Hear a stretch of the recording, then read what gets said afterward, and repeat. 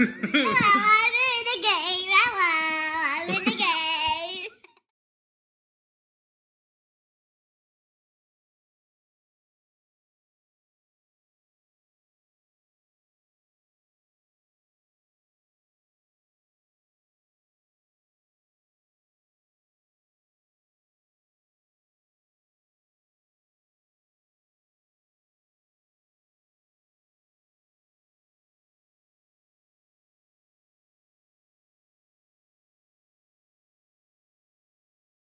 Hello, I'm in the video with my daddy.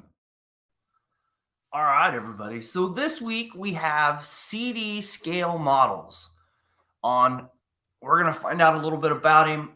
He's been on YouTube for a while. Him and a couple of his buddies are gonna be on over the next couple weeks. So, and two of the other ones have already been on. So let's get going. And how's it going, Chris? How's it going? Here I am, everybody. Right. I was thinking about getting I was going to get the little fence like Home Improvement, like Wilson had. Yeah, right. So where's the channel name come from? Not really, not much thought in it. CD, my first name's Chris, my last name's Donatone. So okay. I had a car detailing business of my own. It was a private one that I did. I had private clients. So I remember I called it CD Car Care. And when I came up with my channel, I was like, you know what? I was thinking, and I came up and I said, you know what? CD scale models, what the heck? And that's kind of where we are. So that's all it really means. Doesn't mean compact disc, in case anyone was curious. All right. That could be awkward, I guess. Yeah. But what I wanted to do, the first thing I know we spoke about this prior, but I wanted to just thank you. And I just wanted to shout you out because if you didn't do this, most people wouldn't know what I look like. And and I just wanted to say, I appreciate this because this is a good thing. I never expected this to happen, when I had a channel. And it's nice because now people can see what I look like and now they can put a face to the voice. But I just wanted to thank you. And what you do is a really, really good thing.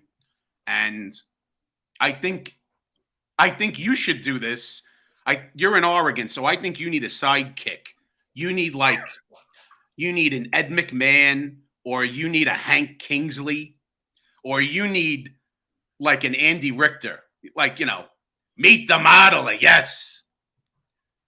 You are correct, Josh. You need something like that. Stupid pet tricks.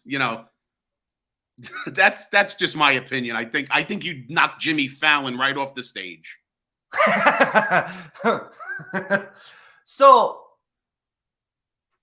I guess I'm going to expand on that. Terrific. Why do you actually think that? Am I that boring? What is the deal? I think it's great. I think I think it's a great thing. I kind of put a spin on kind of like, remember the Seinfeld episode when they had the Merv Griffin furniture and they had the whole studio set in Kramer's apartment? I think it's a great thing. Honestly, I think it's really cool that you do this. And you have a lot of, you've had a lot of builders on that I'm familiar with, that I've watched their stuff. So I think it's really cool. I think this has been an awesome thing for my channel, for one. By all means. It's made my channel grow like I never thought it would. And two, it's like you get to meet the modeler on how he looks at things. And that's the awesome part about this. Because everybody has their spin on the hobby. Yeah. And you don't always get that in the videos. You just get what they're working on. Right? Yeah, there's a lot more. And you really do. You learn more about the individual as opposed to just, here's my build, this is the paint I used, and that kind of just is where it ends. This is a little more of a personal thing, and it's nice. Yeah. You know, yeah, you're so right on that. And you know, Frank did a live stream about a month ago, and Rick Zink was on. Now, I know of Rick Zink. We've commented, but I never got a chance to actually chat with him. We chatted, and it was nice. And we got to, learn a little more about each other. And I sent him a shop card. He sent one back to me. And, so that type of activity, that's kind of how you look at a builder a little different than you would because you know more about him or her. So I think that's really cool. It's a little more personal as opposed to just, looking at a channel and watching a build. And I think that's a really good thing. I agree. It's great. And I've been trying to get the female side of the hobby on here too, because it's figure painting, models, some of them do other things, but too. And that's starting to happen too now. So sure, it's all part of building. Why not? Right. So, it's all a process, right? It is. It definitely is, by all means. So where are you at in the country? I'm in Northeast Pennsylvania.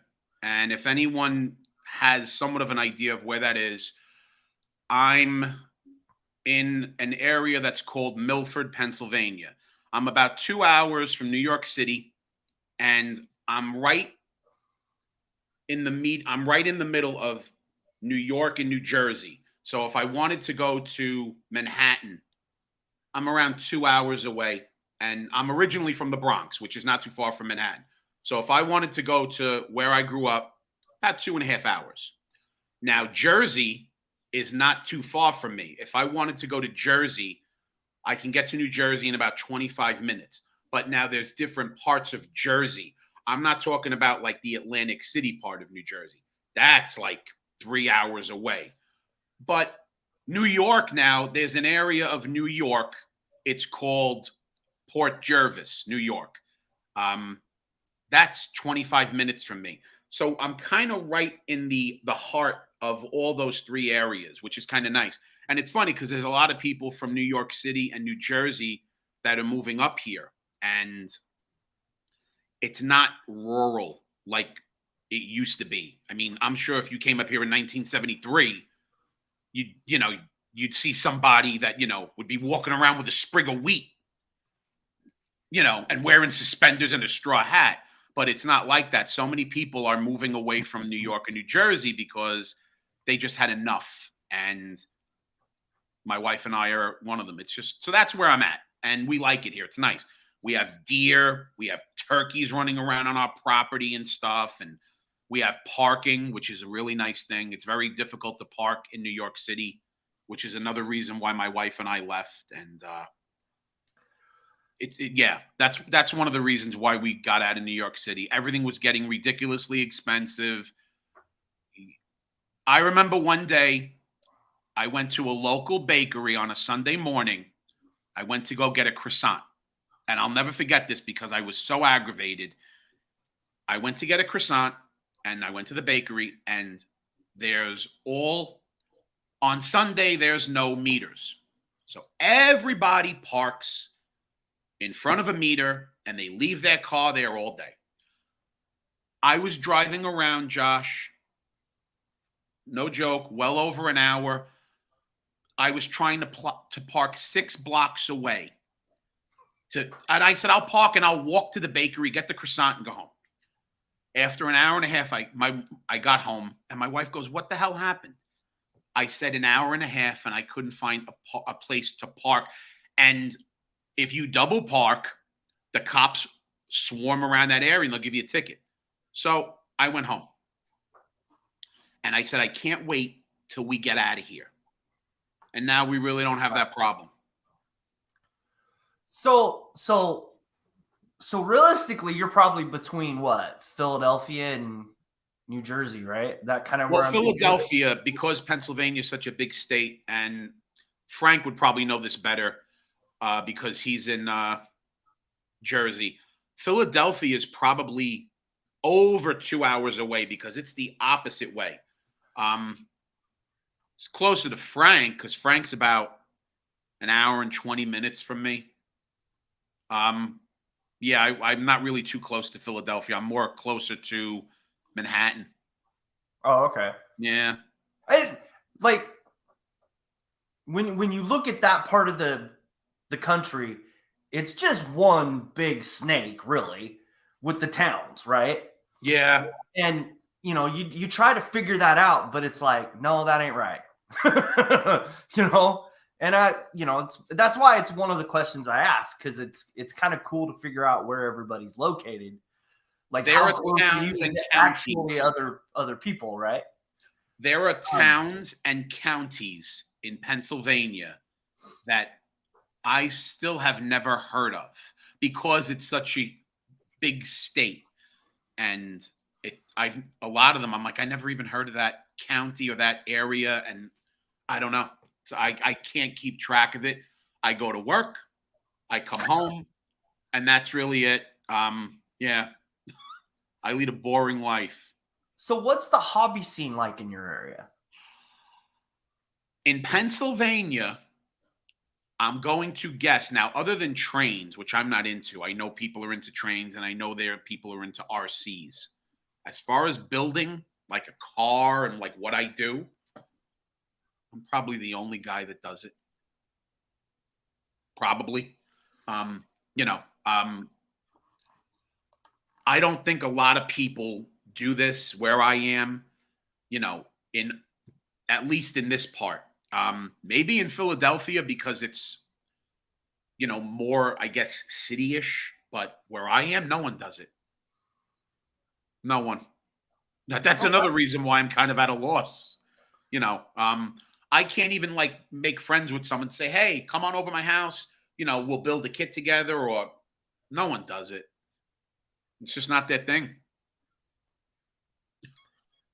Well, I mean, but in that part of that working, like Philadelphia, right, is a big blue collar communities and stuff, right? Yeah, it is, and Some it's of and that, it's right? more city-ish. So I'm gonna and there's much more people. So I'm gonna just guess there will probably be more people.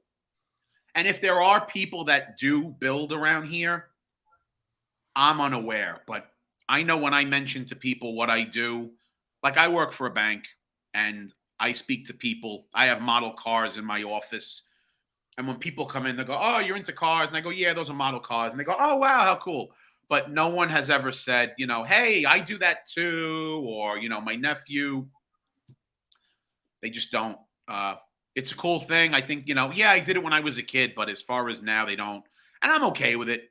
But it stinks because if I want to like go to someone's house or if I want to meet with somebody, I don't have anyone close. Thank God Frank is not too far away and we're trying to meet up with each other, but it just hasn't worked recently. Our schedules just haven't gelled. Yeah, I understand that one. There's a couple modelers in Oregon that I need to meet up with too. So I understand that one. Yeah. And then like when people ask you about what the hobby, like I deal production, so I'm pretty much one of the older people now instead of the Okay. youngest one in the group. So now it's, they're all like, "You do what?" And they're trying not to laugh in your face, but Yeah. Yeah, I know. I know. That's another thing.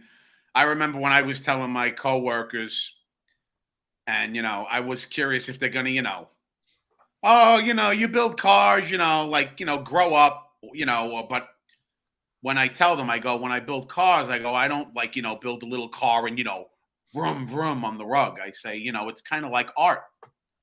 One of the ladies that I work with, she appreciates because when I show her, she's like, "My God, Chris," she's like, "Wow." She's like, "I can't believe how small those parts are. How do you work?" So she's interested. And I'll tell her, look, if I'm boring you, let me know. She's like, no, you're really not. It's interesting. So that works out pretty good. Frank's gonna be a comedian today. Yeah, apparently he's got jokes. Do you build model cars? And I was prepared for this. That's why I love him. So I see all the comments. I just couldn't get a chance to answer them because, you and I are, speaking. But I'm reading them. I'm my eyes drifting, and I'm reading them. You guys are killing me. Sign with a terrible. That's funny. Yeah. Oh man, that's funny. I like that one. Wait, which one? What comment? David Chin. Very bottom. What did he say? He's another one. What did he say? Here. They're just adding to it, right? They're having fun. Oh, I love them. They're great. Right. No, I mean, and you can kind of tell that when you're in your guys' hangout too, that you all have like a connection that is unique, especially when, it's just like three of you.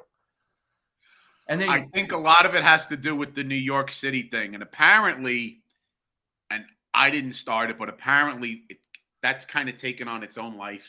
And that's, yeah. So when Dan is on and when Frank's on and myself and David, I guess because we have that Northeast accent, people make jokes all the time about food and about the mafia and about all, I think it's great. Personally, I love it. I expect it,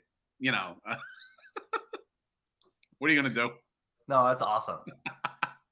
You know what? I guess you could say I'm one of the few that I guess have a New York accent that build model cars that I'm aware of.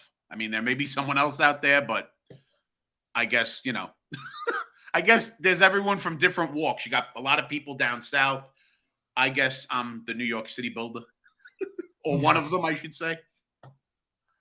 No, that's funny. That's funny. Right? New York groove is right, Frank. That's a Kiss reference. Oh, okay. I only know they're good songs, Yeah. I'm a humongous Kiss fan. Yeah. I'm probably into Kiss, and I don't want to get off topic. I'm probably into Kiss as much as I am modeling. And my garage is just a shrine of all Kiss collectibles. So that's what that reference meant. Right. Yeah. No, I get it. Everybody's got more than one hobby. Yeah. Absolutely. So when you're building, yes, what are you mostly building? Primarily muscle. Late 60s and early 70s muscle pretty much is all I build. I don't really do the supercars. I don't do the Ferraris, the Lamborghinis. I don't do anything like that. Nothing against it. I think a lot of the reason why I build muscle cars is because growing up in New York City in the 70s, I used to see a lot of typical muscle cars. And, they were the typical ones, Josh, where remember in the late 70s, you would see like an old car and they used to be raised in the back and it had the traction bars and, they tried to make it, kind of look, I guess, like how the Starsky and Hutch cars sit. Well, that was a lot of those. That's what a lot of the cars were, me growing up. And a lot of the cars that I used to see growing up were earth tones. In the 70s, everything was beige, green, shades, different shades of yellow. I mean, you saw, your black, of course, but Red, I green. kind of gravitate to more of an earth tone for a few reasons, because that's what I'm familiar with, number one. And number two, if I build a Hemi Cuda, for example, most people are going to do that car in plum crazy or, one of those high impact colors, which is great. They're awesome.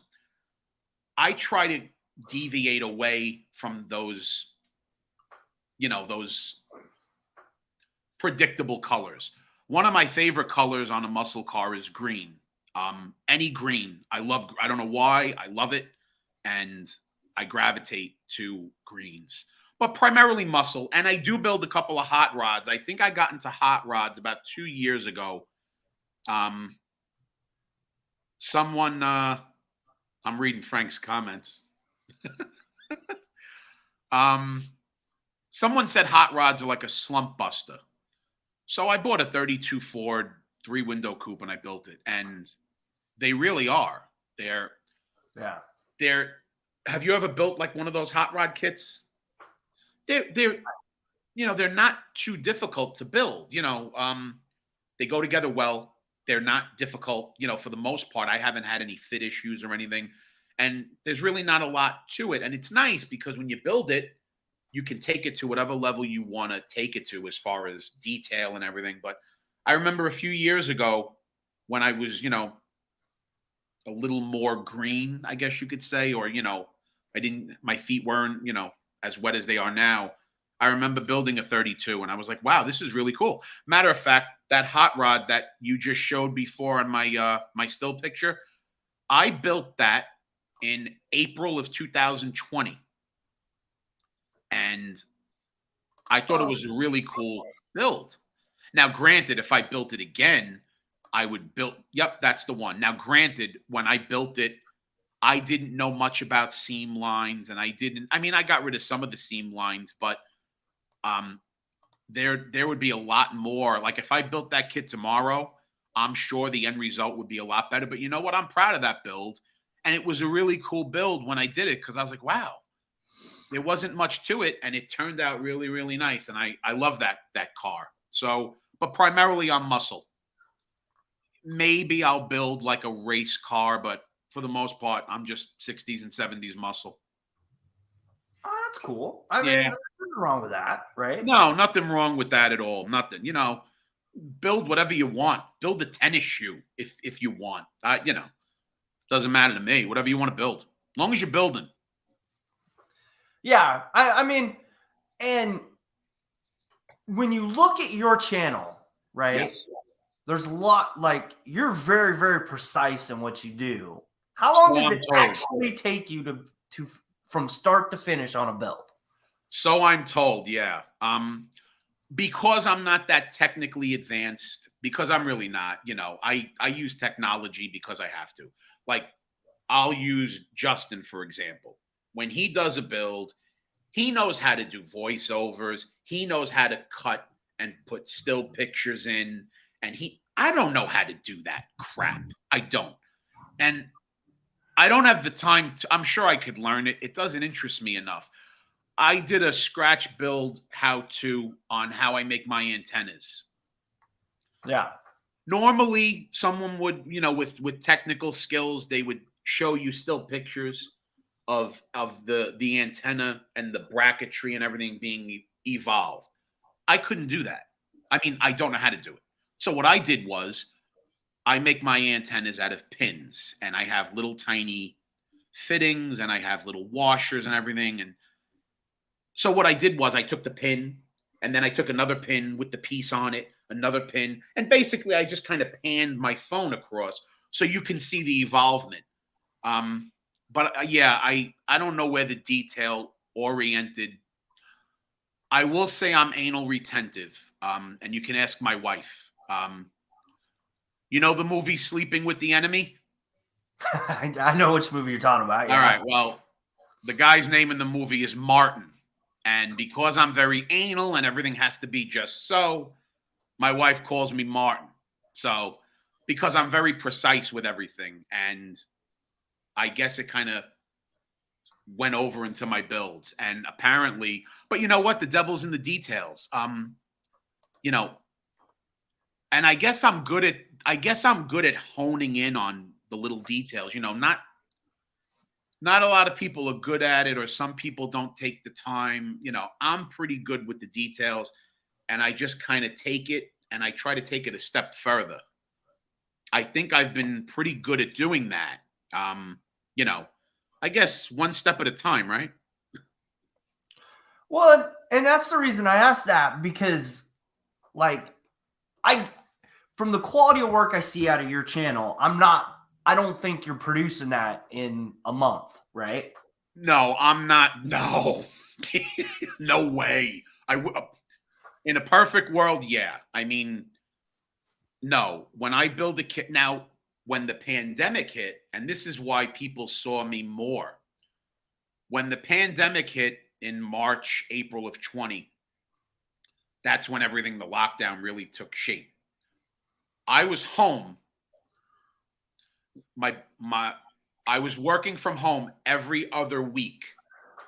So I remember in April of 20, I was home and the weather was beautiful here. So I had a month and a half to work on a kit. And every day I would get up in the morning, I'd eat breakfast, I'd go downstairs, I'd exercise, work out, I'd come upstairs, I'd go outside, I'd build 4 or 5 hours. My wife and I and my kids would have dinner. I'd go back downstairs in my garage, work on it. So I was producing more. And then even in 21, the pandemic was still there. They were, the lockdowns were not as strict. So I had more time. But once 22 came around, I think a lot of people are trying to get back to whatever it was before the pandemic. And that's why my build slowed down. And that's why last year I built 3 kits. I built the Foose truck, which was a buddy build. I built the Foose Cadillac. And then I did that USACC Plymouth GTX build. Oh, okay. And I can't show that build until March 15th. But I'll be honest with you. When I took on that USACC build, Josh, I wanted to build that kit for the longest, and I never bought it because I just said, I just never bought it. I said one day I'll buy it. And when that build came along in September, I was just finishing up that Cadillac. And I remember when the build came along, I said, oh, I got to jump on this thing. And I don't know how I'm going to finish it because I know that Old Man Winter was approaching and the holidays were coming around. And I bought the kit in September, and I don't know how I finished it. I finished it, and I put a lot of details in it. Now, granted, there were a lot of late nights, a lot of coffee, but I finished it. And I remember one day I was having an issue with the wheels. I was having an issue with the wheels. I couldn't get them the way I wanted with the Alclad. Alclad, it's funny. You got to get it a certain way. And I used resin wheels. Now, what I didn't know about resin wheels, and I found this out the hard way, normally if I build something, a body or a component, if it doesn't come out right and I need to strip it, 91% alcohol, I drop it in, the paint pretty much falls off. So I took the resin wheels, the trim rings, I dropped them in the alcohol. They got gummy where they weren't stiff anymore. The integrity of the resin now was wobbly. So I contacted the guy who I got the resin from, and I told him, he said, you can never put resin parts in alcohol. And I go, yeah, I realize that. He sent me another set of trim rings, thankfully, for nothing. I offered to pay him. But now I had to get home from work because now daylight savings time was kicking in. I had to get home in enough time to run outside on my screened-in porch. I didn't even have a chance to take my work clothes off. I had to run outside with my work clothes on, my dress pants, my shoes, and I'm outside airbrushing. I miraculously was able to do it in a couple of days, but it was getting close, and I finished it. I think I finished it the end of October, if I'm not mistaken. So I was able to knock that kit out in probably 6 weeks' time. I'm really surprised I did. And Josh, let me tell you something. I put a lot of detail. The engine's wired. I put a lot of breather lines, heater hoses. I put oil lines. I put so many different things in and out of the car. And I'm excited to show it. I can't believe I did it in 6 weeks.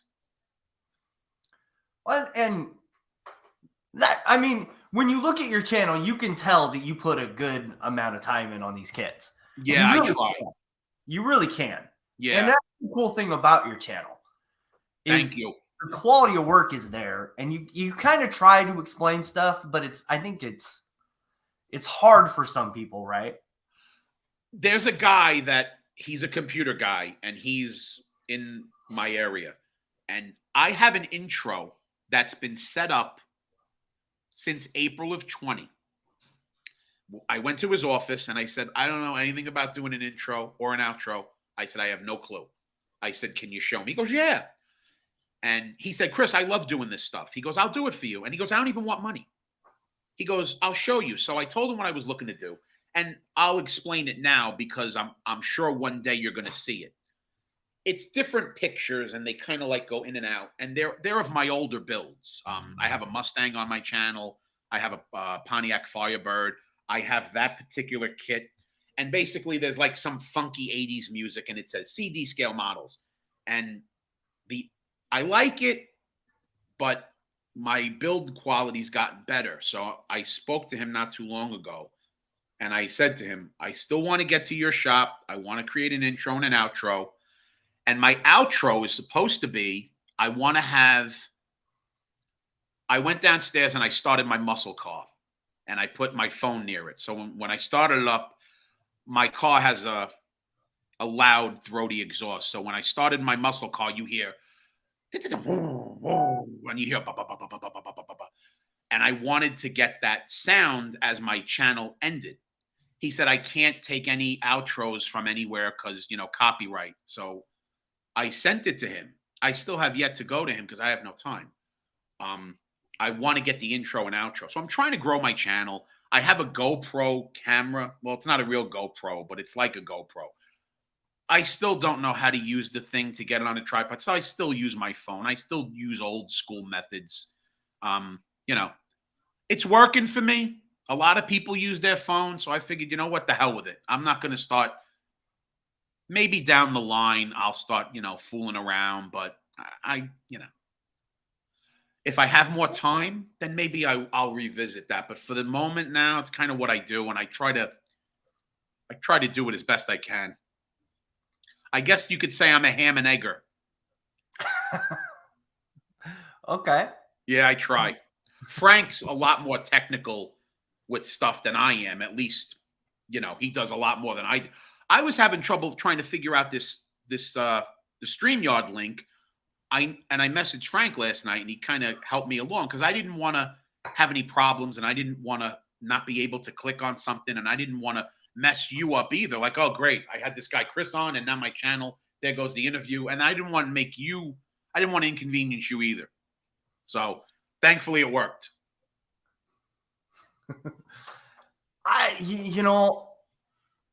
And that's part of the reason I use, once you kind of get used to it, StreamYard is really, really simple. It is simple. I will say that. And for the longest, Frank was trying to get me on. And I was like, yeah, I don't know how to do this, Frank. And for the longest, he was trying to get me on. And if you ask him, but then we tried it and I got on. And I was on about a month ago with you. And it is easy. He just sends me the link and, there it is.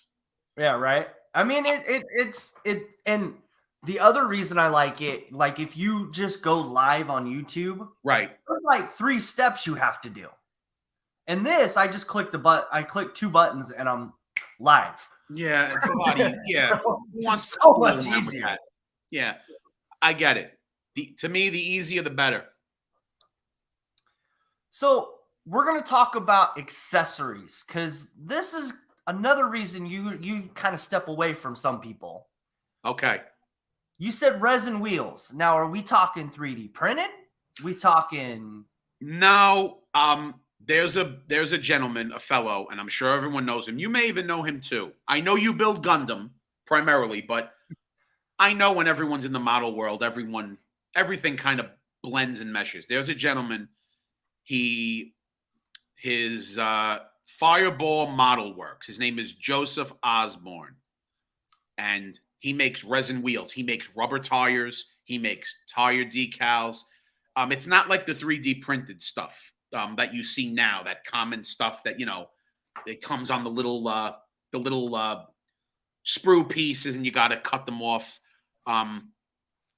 He makes all different hubcaps. He makes brake discs. And it's resin. I guess it's primarily the same stuff. I don't know. I don't want to misquote, but I gotten his wheels. I mean, I get Mopar wheels, like the 3-piece wheels.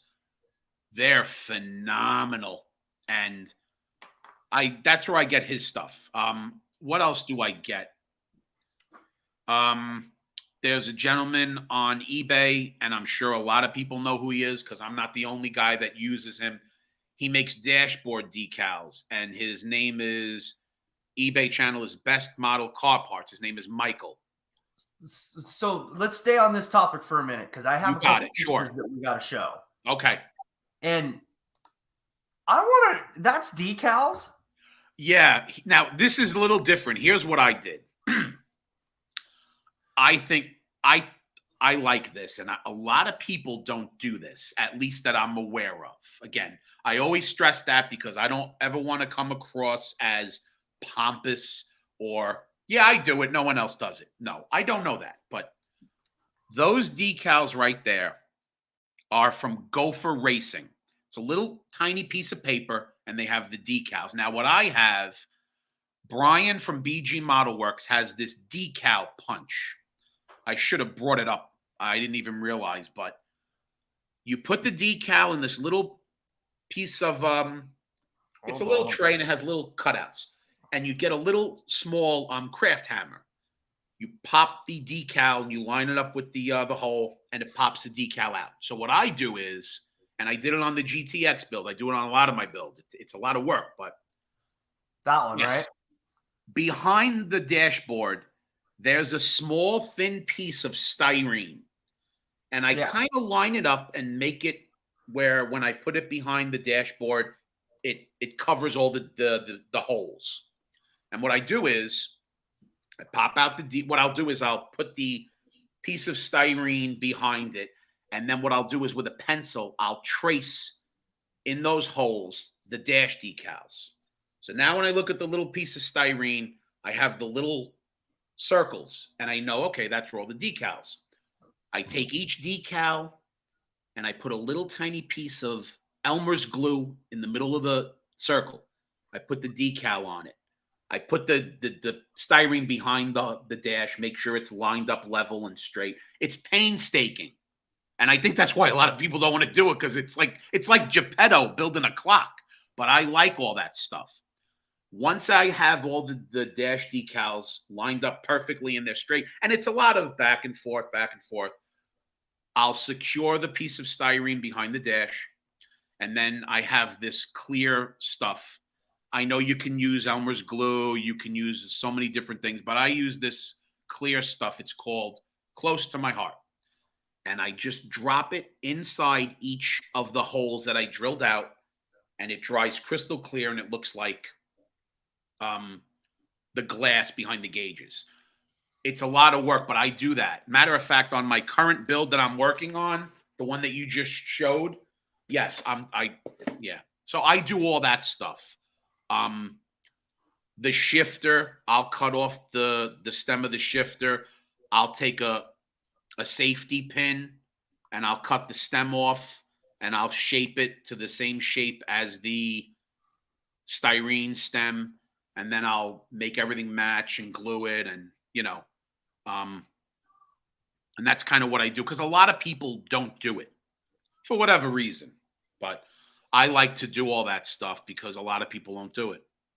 Because that look like when I do that, that is not how it comes out for me at all. Yeah, I know most people, they'll put the decals on the front and just kind of leave them, or they won't drill out the actual gauge.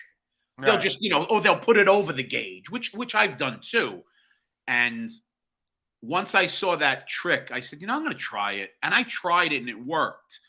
And There's a builder, and I don't want to get off topic. There's a builder. His name is Mr. Lynn's Scale Modeling, and Okay. he did that, and that's where I got that idea from. And I tried it, and it worked. And I've been doing it for about a year plus, and I love it. And it's a really cool detail because when you look at it, it's like, wow.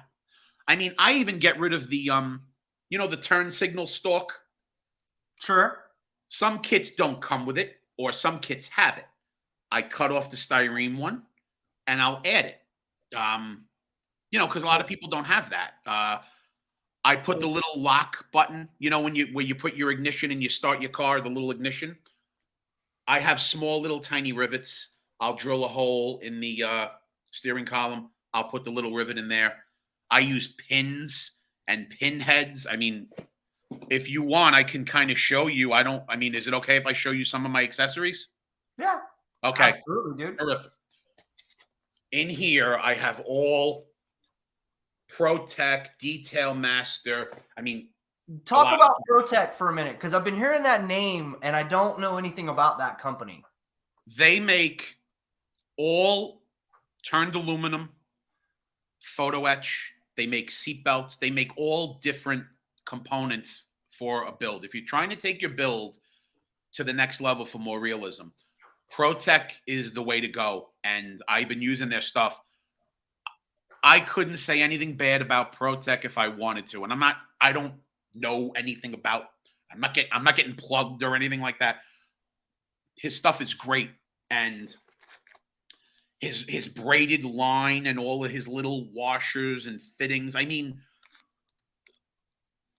those little things right there. Yeah, now you can see it. Those are tiny washer fittings, and they go with that extremely small braided line. And I use those for brake lines on hot rods. Oh, okay.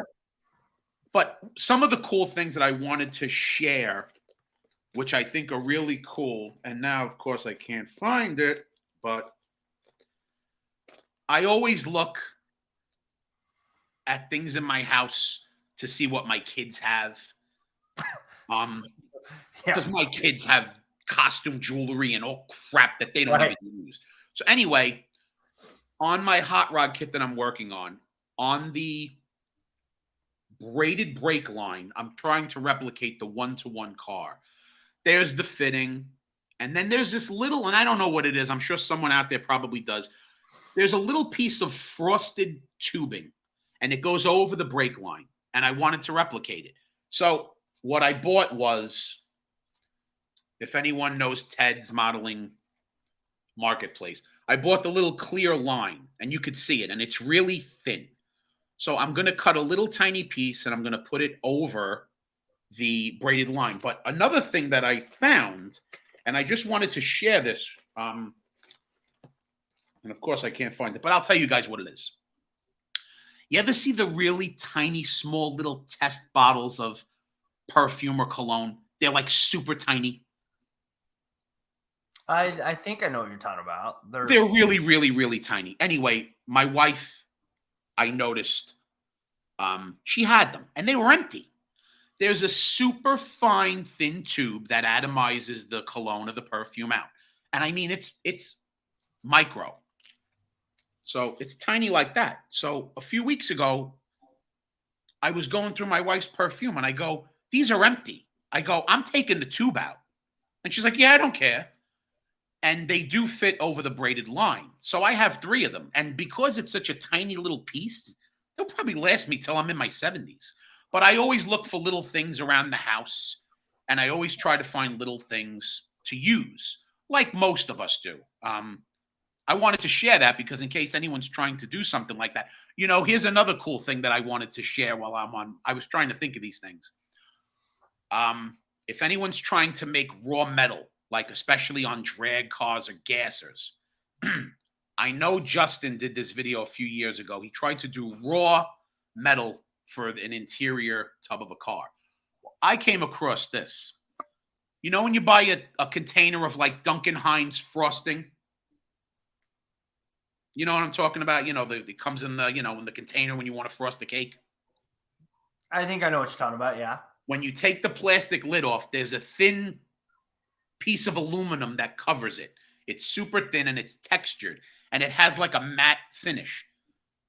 I made a cake for someone at my job, and I opened, and as soon as I took the lid off, as soon as I saw that aluminum foil, I went, if anyone's trying to build a hot rod or trying to do something, I'm like, that's perfect. You can cut it. It's thin. You can manipulate it. You can burnish it. And I wanted to share that because I don't know if anyone's ever thought of that or came across that. But if anyone wants to give it a try it. I don't have a use for it, but I was like, oh, this is perfect if you want to make like, raw metal on a drag car. No, I mean, that's because I mean, it's that I could see how that could work. I mean, yeah. I'm always looking. I'm always looking for stuff. I take the backs of old hair dryers off, that little metal filter, that screen. I take it off and I keep it in case I ever need it. You can even buy in the dollar store. You can buy they're the little screens you put over a frying pan if you're making bacon. It's a splatter screen. You can buy that for $1. You have a big giant round, and you can cut it and do whatever you want with it, provided it's in scale for what your application is. Yeah. Now I want to frost my front car. Yeah, I know. I'll be honest, if I look at the comments too long, I'm going to start cracking up and it's just going to go into a different direction. So I'm looking, but I'm trying to focus on the interview. Oh, yeah. Terry's got a good one. The foil on a cigarette pack. That'd be a good one, too. Well, that's what Justin used, actually, oddly enough, because it kind of has like a knurling on it. And I remember that's what he used. And when he used it, I always remembered, I said, when I saw that about a month and a half ago, I said, oh, that's awesome. So if anyone has a can of frosting in their house, take off the aluminum piece and try it. I mean, you could use it on a gas tank, I guess, if it's something, whatever you want. And I hope it helps. So I'm going to add to Cliff's comment. I wouldn't use like a Pepsi can. I'd use a Red Bull can. They're thinner. I'll take your word for it because I don't know anything about that. I know that people use that. I haven't. So I thank you for that tip. Because and the reason I say that is because they try to keep the weight on those cans down so they can ship more product. I see. I've worked for a couple different companies, and when weight's an issue, they try to figure out how to get every inch. How to reduce it. Okay. Yeah, right. Well, you know what? That's a great tip. So you know what? Kudos to you. Red Bull cans, people. Right. And they're more flexible too. It's crazy. You wouldn't think that, but it's crazy. So are there any other accessories you want to talk about that you use? Because there was a couple of pictures that I got. There's the ProTech. Yes, yes. And matter of fact, yes. That's okay. That's K&S tubing. That's a really thin tubing that you can use for a spreader bar and a hot rod. And I bought a few different sizes. So basically, yes, I took the kit drive shaft. That's on the GTX build. I took the kit drive shaft. I measured it to what it is. I got rid of all the little burrs on the end. I smoothed it out. And I put it right next to what I do is I take a piece of styrene, Josh, and I make sure that it's the same length with the little ends on the drive shaft because I want it to be the exact same size. So I'll take a piece of styrene that's the exact same size of the kit drive shaft with the little ends. My plan is once I cut everything, I want to make sure that, okay, this is how big the kit styrene piece was with the ends. And this is now, once I do it, everything is perfectly the same size. Because, it's once you cut something, now you're like, okay, great. What do you do now? So I always do that. And a lot of times, another thing I'll do, I make templates on my Foose truck. The kit, I don't know if you have a picture of it. I don't know how you work anything, but on my Foose truck, I bought the Detail Master wood bed kit. You get one shot. Okay, those are the decals from those are the things from Best Model Car Parts, and that's the ProTech license plate frame. And if you look, you could probably see the little tiny bolts I put on the bottom of it. Those are the Protect bolts. Those Oh. things are awesome. I love the Protect bolts, and I have packs and packs and packs of all the different sizes, and I plan on buying more. I want to make sure I have enough, so I'm set. So anyway, I make templates. I'll take, cardboard, and I always cut out templates because with that wood bed kit, you get, and I know why they do it. You get one shot to make to cut it out, and they don't give you enough to cut it for 2 beds. You get a little extra, but it's not really for a bed. So I remember I made a template with cardboard, and I made quite a few of them, and I made sure that it perfectly fit. And I went to my father-in-law because he's a woodworker, and I said to him, "Here's the piece of wood. Can you cut it to this cardboard template exactly?" And he cut it exactly, and I fit it. So I make templates with everything, be it styrene, be it cardboard. Templates are very important. Accessory-wise, I'll tell you what I use for my airbrush. I use a Grex, and I like the trigger style. I know people use the pen one, and that's fine. That's all well and good. I'm more comfortable with the trigger one. I don't know why. I just am. So I bought this, and I love it. So my question on that airbrush, how Yes. detailed can you get with that? I know some people, they'll put the airbrush to, a piece of, and to see if you can get really pencil thin lines. I think depending on the needle you get and the type of airbrush you get, you can get really, really fine lines. Because I'm building a car and, those type of components, I don't really look to get super detailed. I do have a pen style airbrush still. You probably can get really detailed. I'm not the greatest of airbrushes, at least I don't think I am. So you can get pretty detailed though. It's a phenomenal product. I love it. It really upped my painting and 2K clearing, because one of my biggest issues, I had a problem with clear coat and 2K clear, and I had to learn it on my own. And it's tough to learn something on your own when you watch a video, because videos are not always the greatest of tools. They help, but I love the Grex. I can't say enough good things about it. Another thing that I've been using, and I was talking to you about this before, is it's like K&S tubing, but it's thinner. It's micro tubing. Albion Alloys. And I'll give you guys an idea of how thin this is.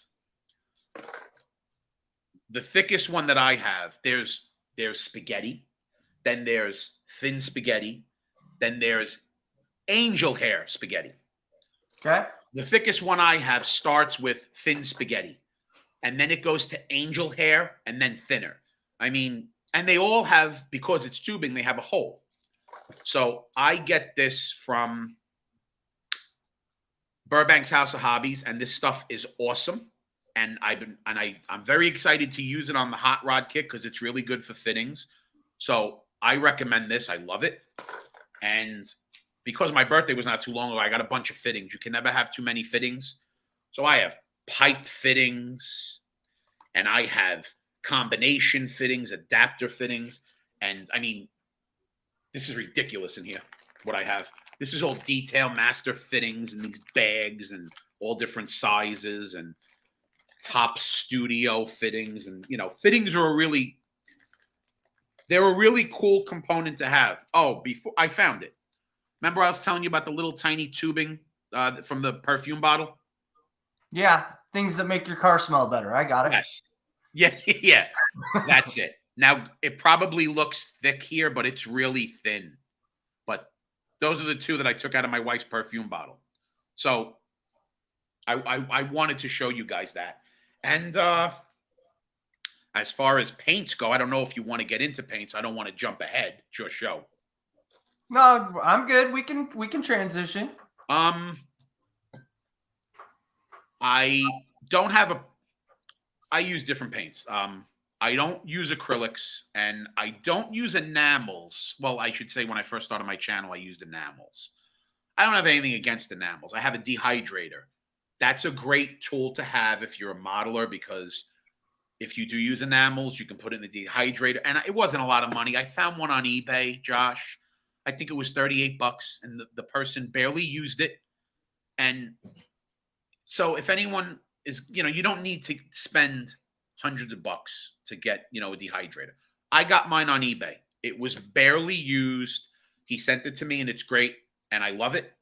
But I use Gravity Spain. I do not use Gravity of USA because there's a lot of problems with that company. What's the difference? My understanding, and I'm sure someone will correct me, so I don't want to misquote. My understanding is the people to deal with Gravity in the USA. I don't know if the product's different. Could be, not sure. I know Gravity USA. I know the people to deal with are extremely difficult. A lot of people never got their orders filled, things of that nature. So I know a lot of people use Gravity Spain. I've been using Gravity Spain from the beginning. I don't know if the product quality is different. I just was told, you don't want to have any headaches, you don't want to have any problems, go with Gravity Spain. So I use their paints. Their paints are great. I've used Splash. It's good paint. I use Tamiya paints, and I use Testors lacquers, and I decant them. But recently I've been using Scale Finishes, and I got these paints for my birthday, and I wanted to show you. I got Scale Finishes is great. Now, these are House of Color from Scale Finishes. Oh, okay. House of Color. That's some good stuff. They really are. But But you know what? For $15, if you wanted to, depending on how you... Hey, Tom, how you doing, buddy? I just noticed Tom jumped in. My friend Tom, Rambler69. For $15, Josh, if you could probably get 2 kits, like I would say normal size, like American muscle cars, you could probably get 2 out of this. Although when I built my Foos truck, because I had a couple of disasters, I went through a whole bottle of it, but I was able to pull it off. But I like Scale Finishes paint. Again, I don't have a preference of one. I also bought MCW paint, and I have it downstairs.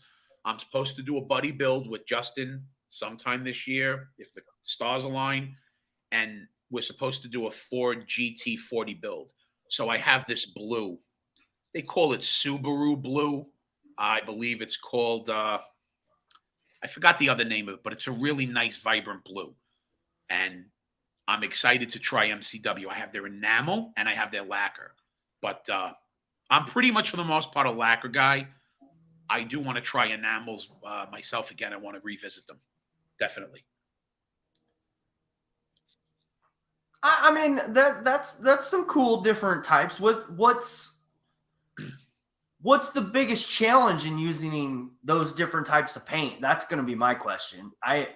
The biggest challenge that I think that, for me anyway, and I'm pretty careful, when you use an enamel paint, I guess it's the properties in the enamel, because enamel is oil-based. If you go too hard on your seam lines, and if you don't have a perfectly smooth body, and all of your little flaws are not corrected, even if you put primer over the body and you put lacquer over it, the little imperfections will show through the lacquer as opposed to the enamel, again, because of the properties. So if you have little tiny fine little scratches, and this is one of the things that I tried and I learned trial and error.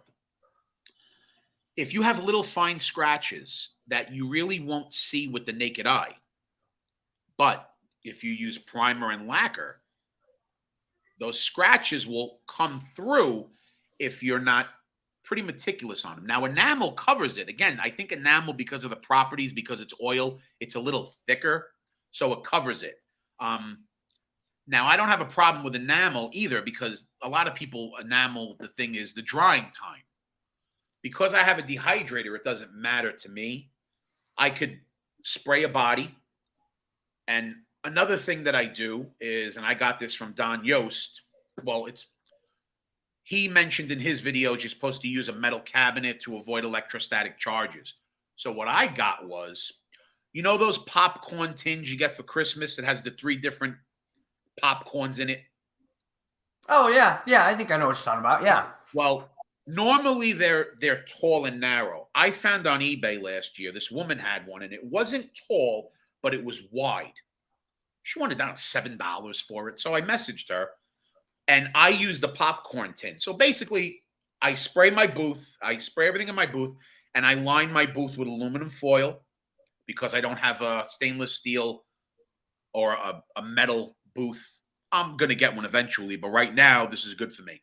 I'm trying to avoid dust and everything, and so far I've been okay.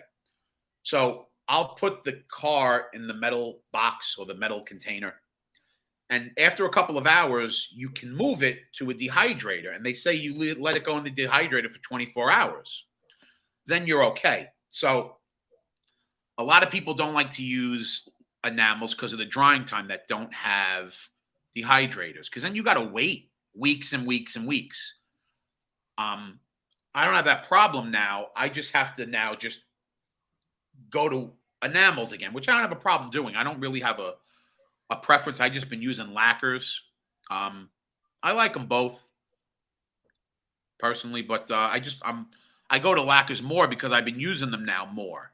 I think now because I'm a little more seasoned, I think enamels I won't have any issues with enamels.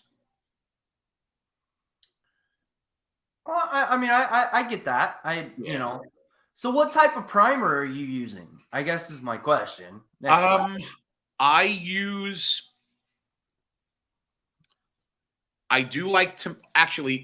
like Tamiya primer that comes in the can, and I have some of them that come in the little jar, and I can decant that. I've used that.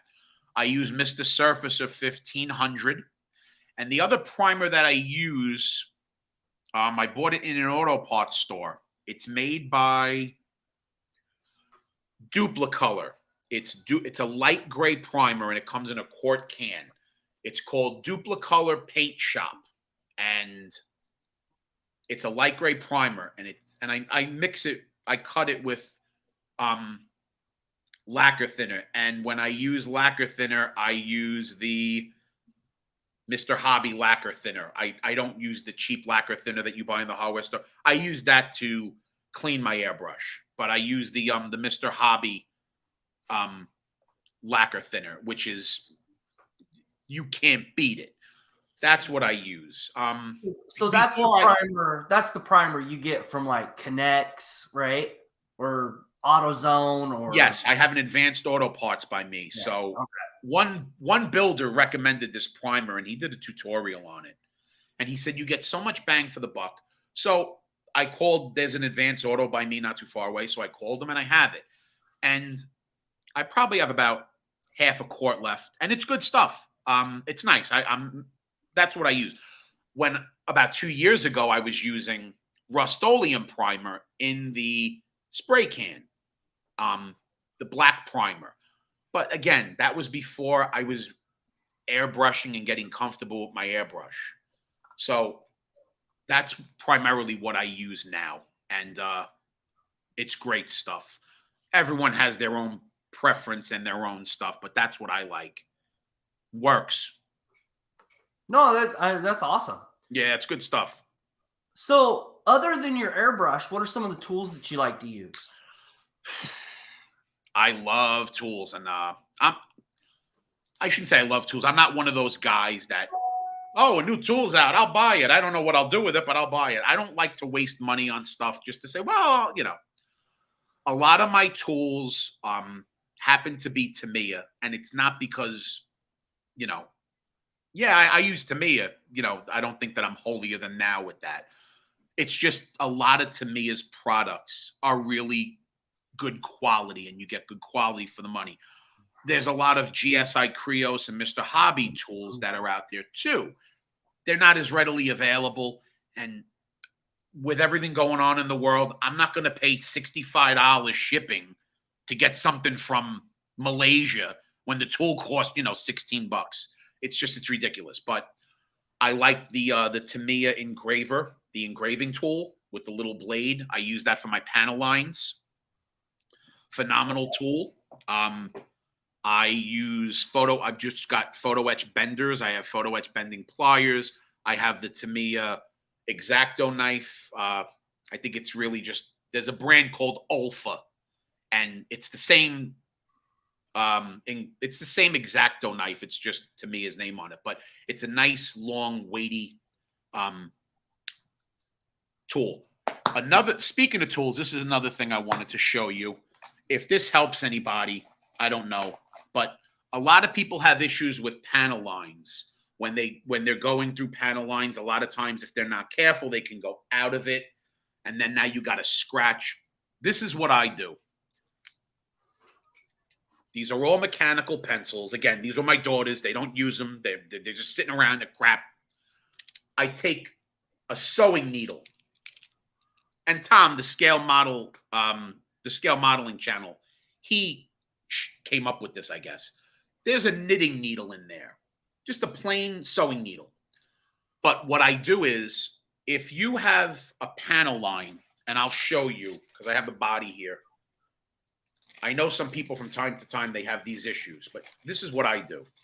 And if it helps, salute. If you have the panel line here, instead of just going into it like that, just straight on, what I do is I'll take the edge of the needle and I'll just lay it on its side and I'll drag it. Because you're dragging it and you're not going straight onto it, you're very lightly making a crease. And as long as you're dragging it on its side, but putting a little bit of pressure, you're still creating a crease, but you lessen the risk of jumping out of the door panel and now you got to scratch. And what I'll do is I'll just do this several times and then I'll go on the bottom. I'm sorry, I'm out of focus, people. My apologies. And I'll just lightly drag it.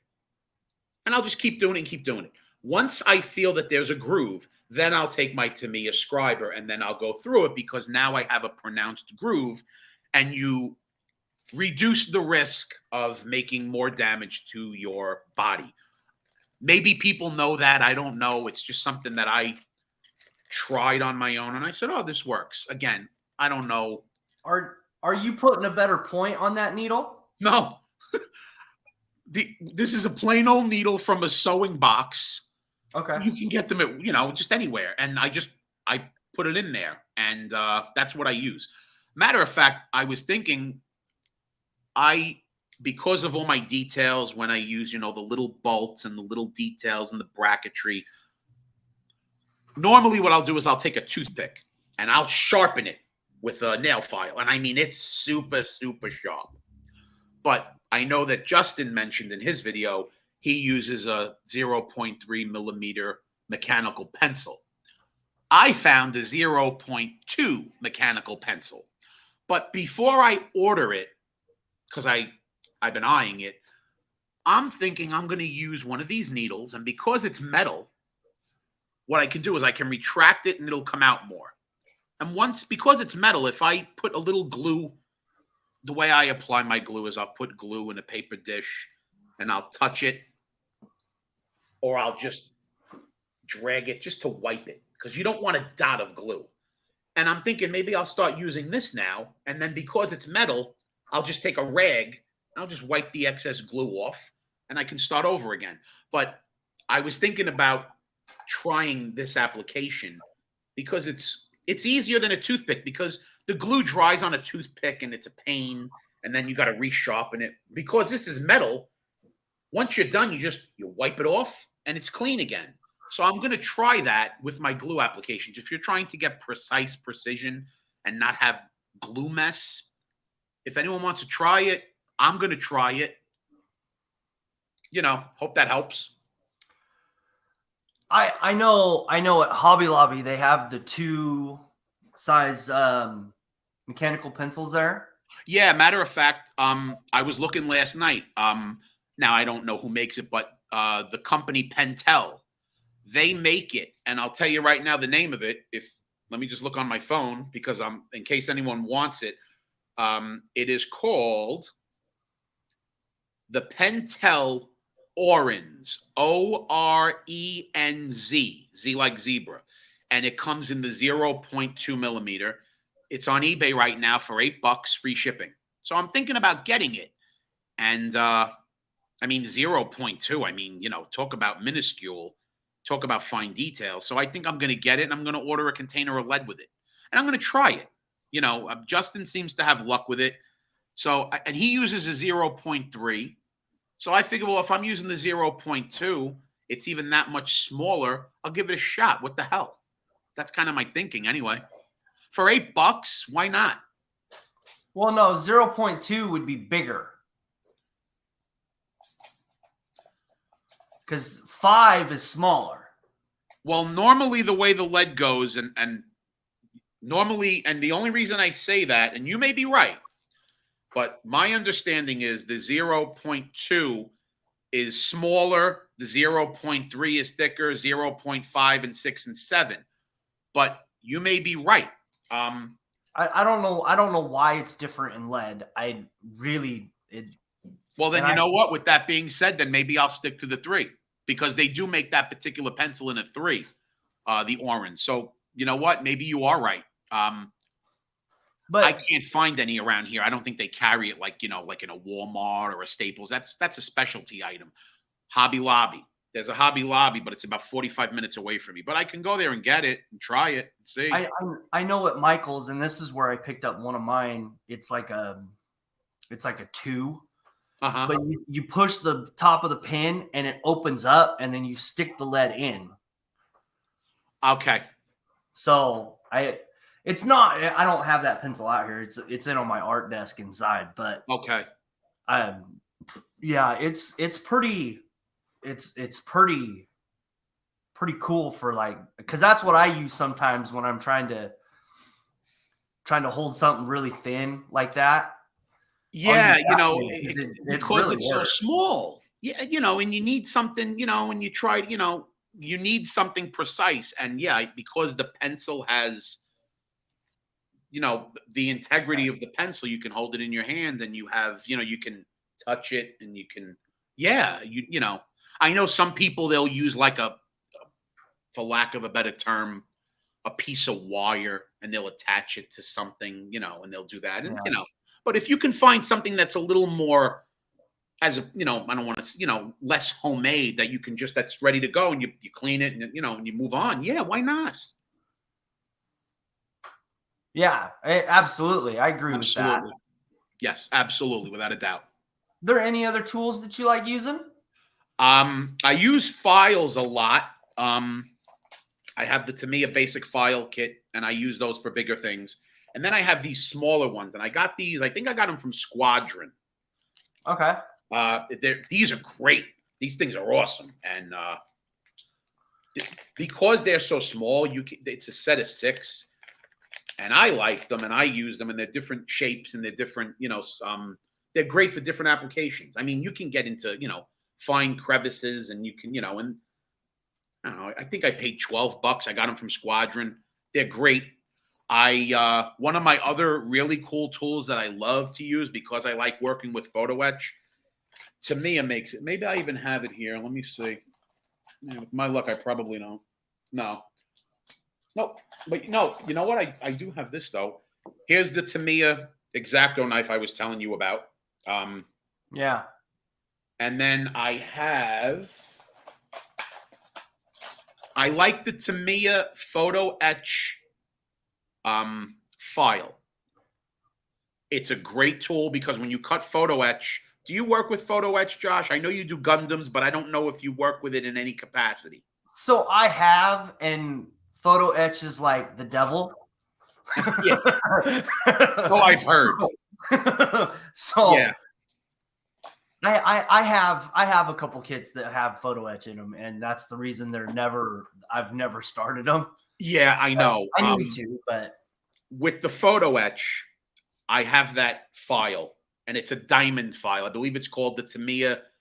I think it's called the photo etch, or the Tamiya diamond file, and it's specifically for photo etch. So once I cut the photo etch off, I'll hold the piece with flat nose pliers that don't have any ridges inside, that are smooth. And when you file the photo etch, you have to make sure, like if there's a little nub sticking up, if you go this way, now you're running the risk of bending it, because some people just want to go against the grain, but in reality, you should file it with the grain of the shape, because you're getting rid of the nub, but now you're not going this way. You're going this way, and you're not. And a lot of people make that mistake. I learned that the hard way initially. I went, oh, can't do that. So every time, but I love my files. I love that decal punch. That decal punch, in case anyone doesn't know, you can get it from Micromark. It's like $50, but you know what? You buy it once and you have it. And you punch out your decals, and you can punch out. I even tried, and this is another cool thing, on my Foose truck, and I think on my GTX, if you have round side view mirrors that are perfectly round, I have Hasegawa makes this chrome mirror finish foil. It's like bare metal foil, but it's mirror finish. You can see your face in it, and it's not a big piece. It's like that. I would find out the size of the side view mirror with the little tiny pins that measure up, and I would put the little pin in, and I would knock out the little piece of mirror foil, and I would put it on the side view mirror, and it looks like a piece of glass. So there's a lot of uses for it, but that decal punch, it's awesome because, well, you saw before how I punched out those decals perfectly. Yeah. So if anyone's looking to get that, I would recommend that decal punch. Like I said, you buy it once and you have it. And the only place that I know that makes it and carries it is Micromark. Trying to think of any other tools. I want to talk about the photo etch bender. Well, when I use it, I'll tell you, but I bought it purposely. So tell me what you want to say on it, please. How helpful is that thing? Because there's some pieces, like you're supposed to bend more than what you're supposed to do, and then it comes back. Or sometimes you're not supposed to go as far. That's the thing about photo etch that just... Yeah. Well, I'll give you an example. Now, I'm building this 32 hot rod, and I know I showed you before, but in case anyone doesn't know, this is the kit that I'm building, and I showed it to you guys right before Christmas. I have all the pieces sanded. Everything's ready. Obviously, until Mother Nature decides to work with me, I can't do anything, but I'm doing photo etch grill on it. So I have the little photo etch bending, the actual square piece with the little knob that you put the photo etch and you bend it with the razor blade. But now I also have the bending pliers, but I'll just show you what I did. This is the grill, and I got this grill. This is Model Car Garage grill, and I know Tom, Rambler 69, is familiar with this because we were conversing. Now, if you can see, and I'm going to put it on here and show you. See, there's a little, can you see that, Josh? It's got a little curve to it. I think yes, right there. Can you see that? I hope you can. A little bit, yeah. Right. I put it in the photo etch tool, tightened it down, and I put a single edge razor blade and I bent it enough and I made it match the kit grill. But now the bending pliers, if you're trying, and this is why I bought them and I'm waiting to use it on this kit. If you're looking to make, one of the things that I'm really trying to make, and I haven't seen a lot of people make it, but you know how like underneath your car, you have brake lines and you have the little tiny brackets that the lines kind of go into? Okay. I found something from Top Studio, and that's a company that makes all photo etch and all rivets and all that stuff. And I think I have it here. It's a little detail set, and it's clamps. It's hose clamps, and it's little things like that. There's little tiny hose clamps, and they have little tiny holes in them.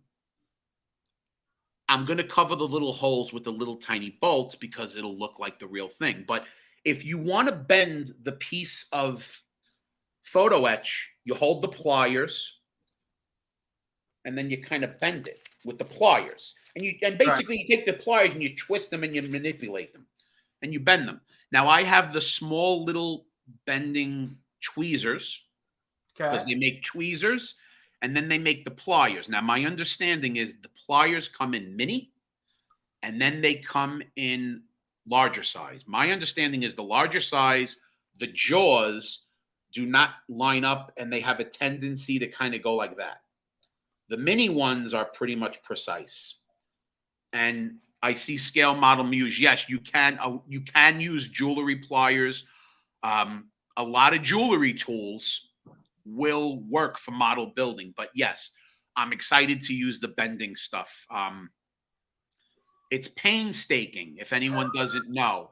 And I'm like you said, a lot of people don't want to use it because, you know, it's delicate and a lot of times you get one shot. And sometimes, and I don't know if you experienced this, did you ever bend a piece of photo etch and then you go, oh, let me fix it. And when you bend it, now it breaks and you're like, oh, great. You know, so you got to be. I'm part of that club. Yeah, it happens. CEO. It happens. It just does. But I'm really excited to try those. There's a lot of photo etch pieces out there. And this is one thing I hate about the photo etch, I have to say. Sometimes there's a photo etch piece, and I'm like, oh, that's cool. You can't find it, and the instructions a lot of times are vague. And because they're vague, I won't buy it because I'm like, all right, I can't find on the internet how to use it. And the instructions are, a lot of times they're primitive.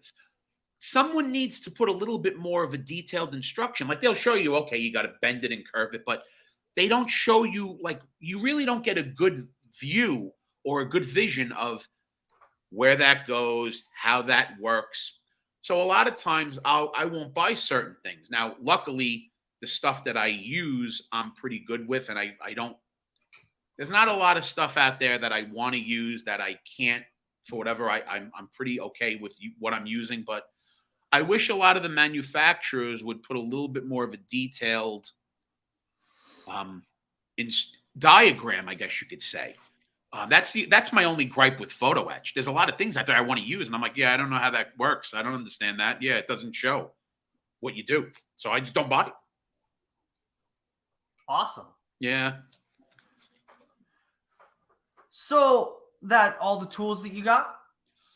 I have a lot of other tools. I mean, I have tweezers. I mean, I have these tweezers are really cool. I'll show you.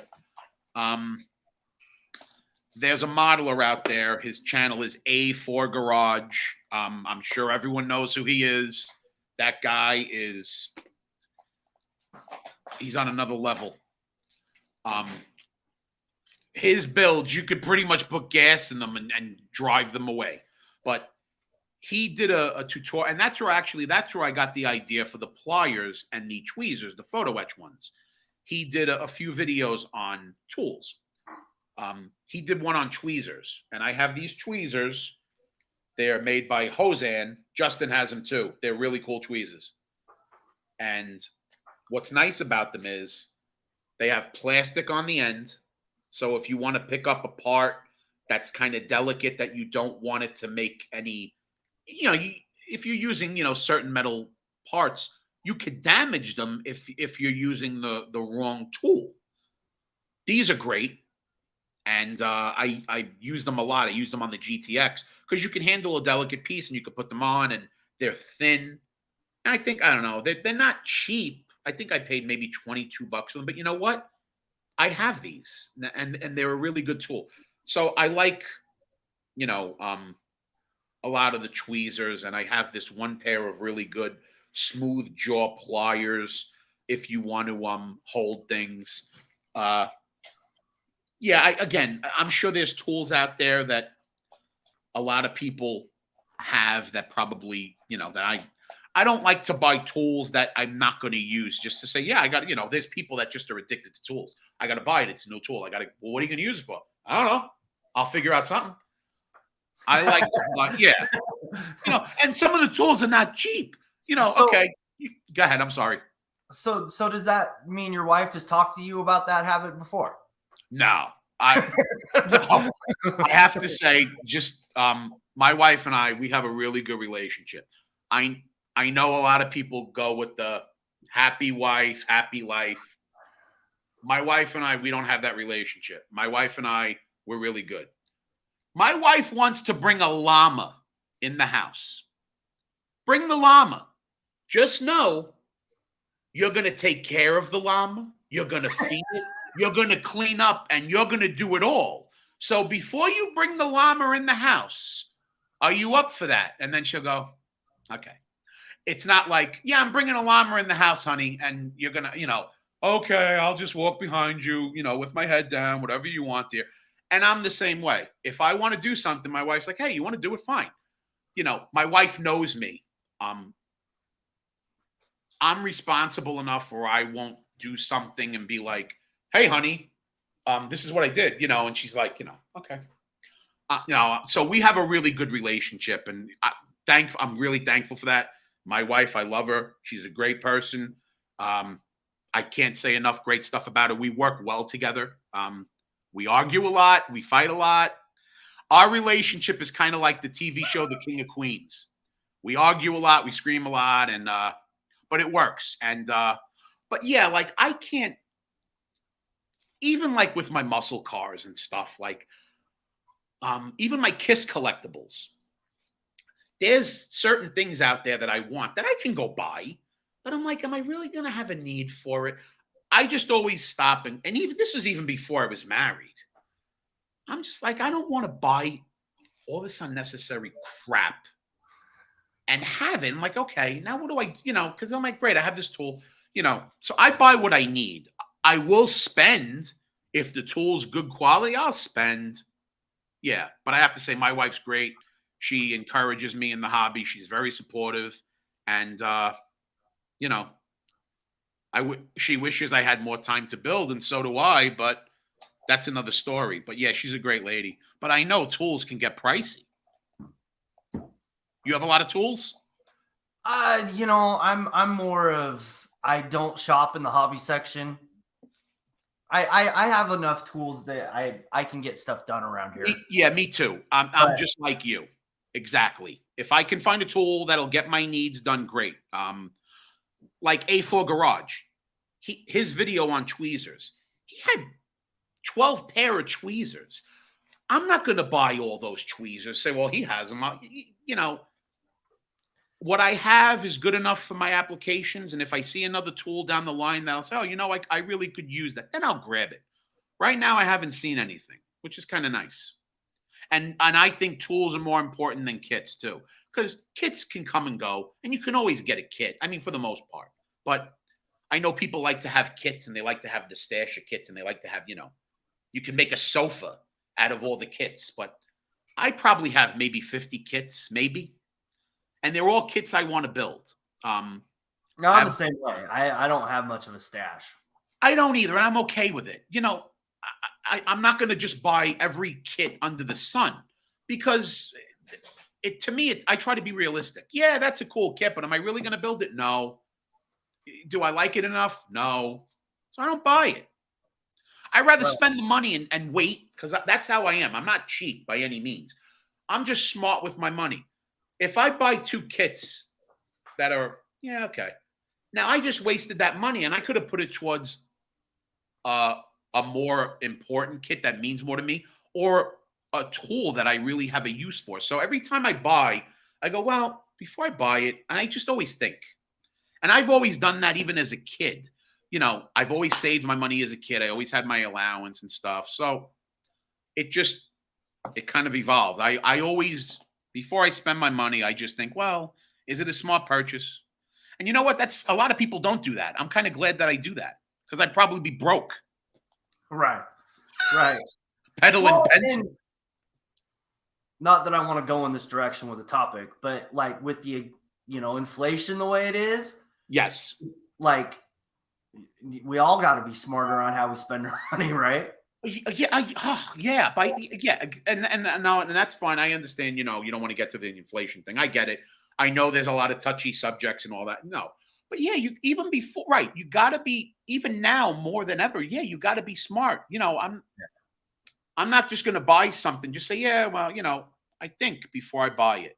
And yes, now, with things the way they are, yeah, you got to think. I mean, if I was a bazillionaire, I wouldn't care. I'd buy every damn kit that's in creation, even if I had no interest in building it. Right. Just to say, yeah, I got it. Right. Yeah. Right. So we've been on about an hour and a half. Yes. Did you have any questions for me? I know you're into Gundams, and I know that people asked you, and I don't want to ask you the same old cookie cutter stuff. You can ask me anything you want, man. No, I know that. I'll pose it to you. Well, you know what? This is a good question, actually, because that Holy Grail kit thing that people were talking about, I was thinking about it this morning. There's a Holy Grail kit out there that I want, but I'm not going to get it because I can't get. It's probably going to sound silly. I cannot get dashboard decals for this particular car.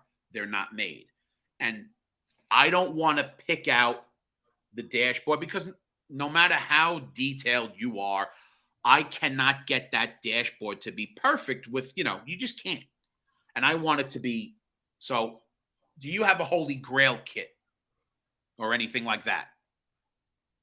Ooh.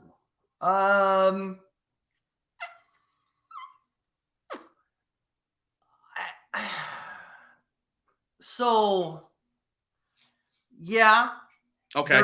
I have most of the Batman stuff. Okay. Cars, right? Yes. So do you remember, I think it's the late 80s, they had the Adam West model kit. Okay, yeah, I know, yeah, the original Batmobile that you're talking about. Yeah. Yes, okay. You can't find that kit now for under $150. Right? Okay. And that would be the one for me because it's the one that and the Ben Affleck ones. But I just now the one that you're talking about, the original one, who makes it? Revell, AMT? I was a kid then. I have no idea. Oh, I wasn't sure if you were even in other words, looking on eBay or anything. It's probably Polar Lights or something like that. Okay. Yeah, all right. So Revell, I'm not sure, but they're ridiculous. I did want the A-Team van. Okay. I got that a year and a half ago. Very cool. But yeah, that one is probably the one on the list. And I have a few other kits on the list. Because I'm a huge Kiss fan. MPC made a Aurora. That's what it is. Aurora. Okay, and that makes sense because Aurora did all of the late 60s and early 70s sci-fi and all that. Okay, that makes sense. I'd like to get I believe MPC or AMT. I'm not quite sure, but I know they made a Kiss van. I think it's a Chevy van and it has a Kiss decal of their album cover on it. And there's nothing special about it, but I would get it and I would build it because I love Kiss. Again, maybe one day it's there's nothing special about the van. It's just a basic van. It just has a Kiss decal on it. But that particular, if you actually want the one that has the box art and stuff, right? Yes, that I could see. But that, if you get the Charlie's Angel kit, which you can find still. Yeah, you can. That one's out there. I think it's the Fire Chief van, right? Okay. I think that's the other one. It's the same kit. Right. They just put a different decal. You just gotta find the decals. Yeah. Right? Yeah. And I do want to get there's a resin kit out now. It's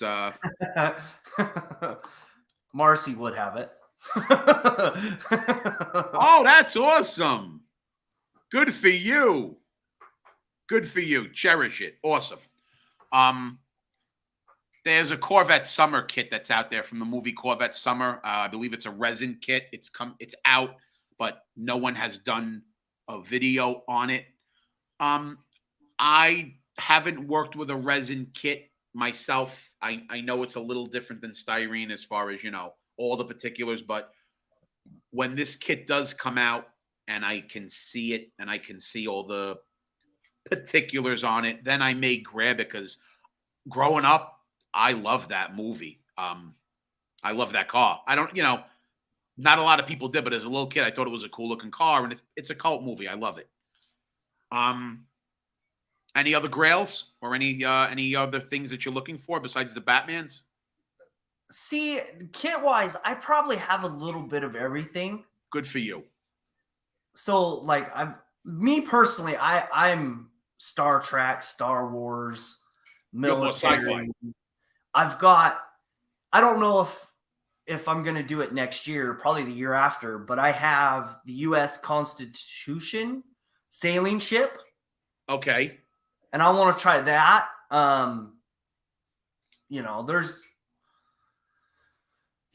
It's crazy, like, how much of that stuff. And then I went into the Warhammer world, and let's just not talk about that. I guess it's pricey. That stuff is so expensive now. It's not Okay. even funny. I have enough of it now. I'm not going to buy any more of it. And yeah, see, I get it. Right. You got it right. You're out. content. Like me. I get it. Like, there's a Kiss item that came out a few weeks ago. I saw it on Facebook. This artist, he made these renderings of the four members, and they're in the design of like a playing card. So one member is the king, one member is the jack, one member is the ace, and they were really cool pictures. And I was like, oh, you know what? I'll buy the 4 8x10s and I'll have them framed and matted. But I'm like, why? I'm like, I love Kiss, but not to get on Kiss, because I know we're going a while. But to me, the current Kiss that's going out there in the world, it's not for me. And the pictures are $75, which is fine. But then I got to pay for the framing and the matting and all that. And I'm like, why? But so kind of like to your point, I'm content with what I have. If something else comes out, I'll grab it. Like, I have I have birthday money. I still have some eBay gift cards. I'm waiting to see if something comes out, like a tool or some more photo etch or something. I'm not just going to say, let me go buy this, whatever. This Roadster kit that I have, I wanted it for a while. So when it came out, I grabbed it. I'm just going to wait, because there is a kit coming out. There's a Revell 1969 GTO that's being repopped. It's coming out sometime this year. I want that kit. I'm going to grab it when it's available. So I'm going to wait and see. So there are a few kits that I'm waiting. Just don't know when they're coming out. I think they're on the slow boat from China. Yeah. Right. Yeah. So, you got any other questions for me, man? I honestly don't. I want to thank you so much for doing this. I think it's awesome. I really, I know I was hesitant to do it, because initially when you were asking me, my initial thought was, well, who the hell wants to see me? And this was before I realized what it was about. So just so you know, I was like, who the hell wants to see my builds? Who the hell? I'm nothing spectacular. I was like, that's great, Josh. You don't want to see my builds. But again, as I realized that it's not just about the builds, it's about the individual. Once I started to realize that, I was on board like that. So again, I want to thank you so much. And if anyone's watching, sub this gentleman. Please make his channel grow. I think what he does for the community is really important. And I think so many more builders should be on this channel, and you should be interviewing so many more. And I really wish you continued success with this in this community. I honestly do. And I cannot thank you enough for doing this, because this is the first time anyone's ever seen my face. I can't tell you how many people have been asking me to see my face. So I hope I didn't disappoint. But I would have never done this if I didn't take the time to really realize. So again, kudos to you, 200%. So thank you. I appreciate that. Yeah, it's been a great journey for this. I can't. It's been awesome, and I love how everybody enjoys these. By all means. And then I'm going to answer Rick's question that I put up on the screen. I've made it perfectly clear that Tom is welcome on here anytime. Oh yeah, I see that. We just got to work it out. That's where I'm at with that. Because I've asked Tom, and we'll see if he ever comes on. So that's where I'm going to leave that comment. And I know you spoke about that on Frank's live stream a month ago. So that's why I'm familiar with what you're saying. You did reach out to him. Right. And I've had and this isn't a negative, but you try to get people to help you. Like Frank got you talked into coming on. Yeah. And then Frank's going to be on next week. Yes, he is. And then David Chen should come on. David better come on. Otherwise, I'm going to go pay him a visit. That's your job to convince him, right? Oh, yeah, that's not a problem. David, right. You will be going on this live stream with Josh. And I'm just going to leave it at that. You will be going on, buddy. I hope more people do take the time to give it a second thought or say, because like I said, I really, for the longest, I even said to Frank, even Justin, I said, why does he want to see me? I said, I'm nothing special. And I remember, and Frank and Justin go, Chris, you don't realize how good of a builder you are. But it's not even that. It's just more of getting to know the individual. And that's what, once I realized that, that's why I'm here. Maybe more people will look at it the way that I did, but whoever does come on, it's a great thing. I enjoyed it, and I hope you guys enjoy it. And again, I hope you do this long enough where you'll revisit me in 5 years or someone else and say, hey, you know what? Remember Chris was on in 2023? Well, it's 2028. Let's go revisit him and see how his channel and his builds have grown. That would be cool to revisit, provided this works out that way. That would be a great thing to revisit all these people and see how they've evolved and see where they're at in their life. I wish that for you. Yep. And there's been a couple people that have come back. Like Fred's going to be on, I think, in 2 weeks. Well, good. You know what? When the time comes and whenever, if you ask me back, as long as, everything's good and the stars align, and as long as, I still look good, I'll come on. I'm very vain, and that's why that's another reason I wanted to make sure that, my mustache was good, my hair was good. So, because my appearance is, so yeah. Not true, Tom. Not true, Tom. Not true. Not true at all. Tom. But yeah, I would love to come back down the line, obviously. And yeah, I think it's a great thing. I wish that for you. Hey, thank you, man. So I will talk to you in a couple minutes. All right. Absolutely. Goodbye, everybody. All right, everybody. So that's Chris. So next week, Frank's going to be on. So the chat should be even more interesting with Chris being in the chat and Frank in the driver's seat next week. So that is something to look forward to. Yeah. And I am actually going to be taking a 15-minute break. I am going to be over on the Red Dragon Model Works. We're going to be showing that figure off. So I will see you guys next week, and I'm out of here. See you guys later. Bye.